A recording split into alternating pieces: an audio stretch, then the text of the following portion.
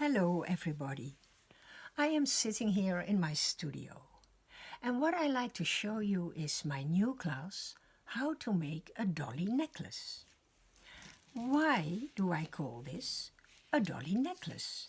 Well, I am going to show you because on these necklaces I use an image from my dolls. How I do that, I will all explain you that in the class. But you don't have to use only images from dolls. You can also use very nice theatrical images. Or just images you like. I liked this vintage image very much. And you can also use pictures, like from your children or your grandchildren. You can make wall hangers out of them, or Christmas ornaments.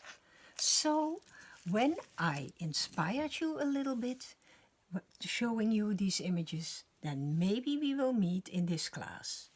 And I will be happy to make together all these dolly necklaces. Bye!